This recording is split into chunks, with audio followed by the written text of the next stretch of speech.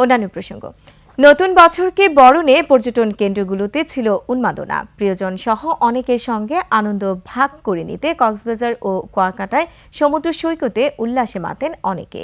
প্রতিনিধিদের পাঠানো তথ্য ছবিতে ডেস্ক রিপোর্ট।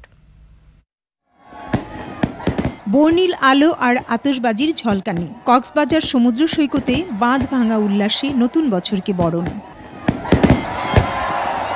সমুদ্র সৈকতে কনসার্ট না থাকলেও ছিল পর্যটকদের উপচে পড়া ভিড়। তারকামানের হোটেলগুলোতে আয়োজন করা হয় নানা অনুষ্ঠান। পর্যটন কেন্দ্র কুয়াকাটাতেও পর্যটকদের ব্যাপক সমাগম হয়েছে। বিভিন্ন হোটেল মোটেল রিসোর্টে ছিল আলোকসজ্জা। 31st নাইট উদযাপনেও ছিল নানা আয়োজন।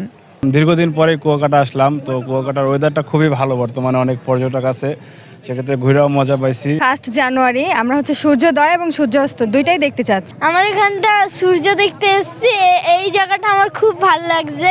24 সালে 25-এ পড়ছে, আমাদের মন থেকে তো অনেক আনন্দ উৎসব আসবেই।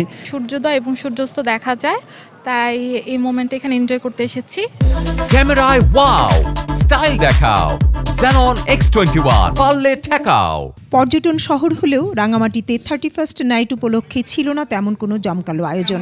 তবে সামাজিকভাবে বিভিন্ন ক্লাব ও সংগঠন গান বাজনা ও খেলাধুলার আয়োজন করে। বনুশ্রী ডলি, ডেস্ক রিপোর্ট, 21শে টেলিভিশন।